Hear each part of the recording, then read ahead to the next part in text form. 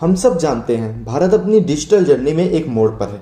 800 million से अधिक internet user के साथ अब हम पहले से कहीं अधिक जुड़े हुए हैं। But this connectivity comes with a prize.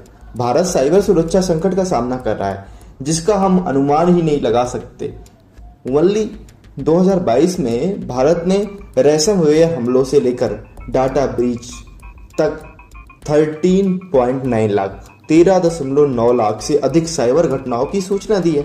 ये खतरे केवल संख्या नहीं है, ये हमारे बैंकों, स्वास्थ्य सेवा और यहाँ तक कि हमारे व्यक्तिगत जीवन को भी प्रभावित करते हैं। बैंकिंग सेक्टर को पैरालाइज्ड बनाने वाले वानाक्राई, रैंसमवेयर जैसे हाई प्रोफाइल हमलों और 2020 की वित्तीय सेवाओं के डेटा ब्रीच ने खुलासा किया है कि हमारा बुनियादी ढांचा, हमारा इंफ्रास्ट्रक्चर कितना कमजोर है।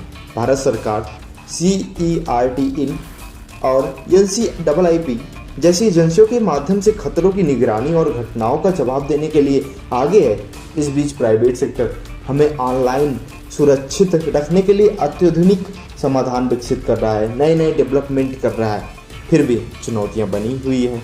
आउटडेटेड टेक्नोलॉजी और स्किल्ड प्रोफेशनल की कमी हमारे सिस्टम को हमले के लिए खुला छोड़ देती है। Current regulation are steps in the right direction, लेकिन आधुनिक खतरों से निपटने के लिए उन्हें विकसित करने की आवश्यकता है। अवेयरनेस एक और बाधा है। हम में से कई लोग बेसिक सुरक्षा प्रैक्टिस को फॉलो नहीं करते।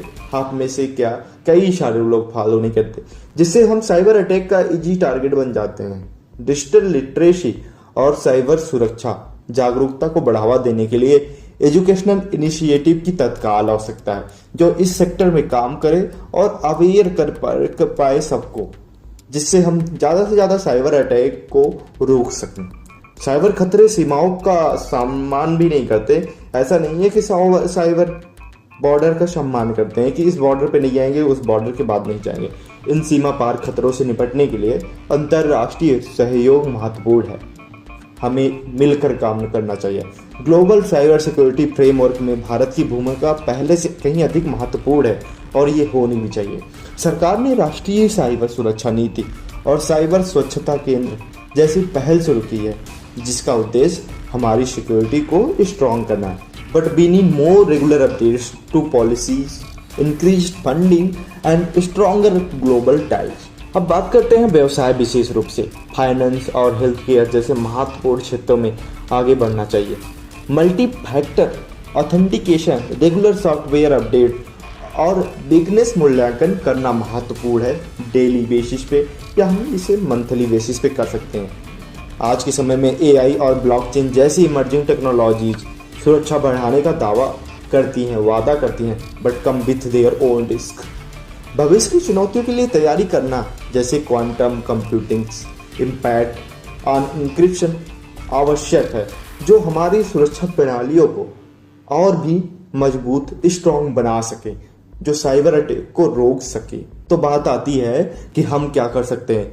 हम अपने इंफ्रास्ट्रक्चर को मजबूत बना सकते हैं, अपने लॉ को अपडेट कर सकते हैं। जो पुराने आउटडेटेड लॉ हैं उनको अपडेट कर सकते हैं। एजुकेट एवरीवन, सबको बताओ कि हाँ साइबर अटैक से कैसे रुके जाते हैं। एक कैंपेन चला सकते हैं, नई नई जगहों पे ट्रेनिंग दे सकते हैं लोगों को। And foster public private partnership ज़्यादा से ज़्यादा जनरेट करते हैं। तो ये रही साइबर सिक्योरिटी से रिलेटेड वीडियो। जहाँ तक बात रही जॉब की इस सेक्टर में, तो साइबर सिक्योरिटी से रिलेटेड कोर्सेज करने के बाद आप इस सेक्टर में जॉब पा सकते हैं। For more details related to courses please check the description. Video के नीचे डिस्क्रिप्शन में जाओ और पूरी डिटेल्स आपको मिल जाएगी। तो the cyber security crisis in India is urgent, really very urgent. Need to update our technology and do accordingly. The time to act is now. हम सब मिलकर एक सुरक्षित डिजिटल भविष्य का निर्माण कर सकते हैं। तो आइए आने वाली पीढ़ियों के लिए अपनी इस डिजिटल दुनिया की रक्षा करें। कैसी लगी आपको वीडियो को लाइक कर देना, शेयर कर देना और ज़्यादा से ज़्यादा सब्सक्राइब करो, सबके पास शेयर करो। ठीक है, मिलते हैं, बाय बाय, लव यू।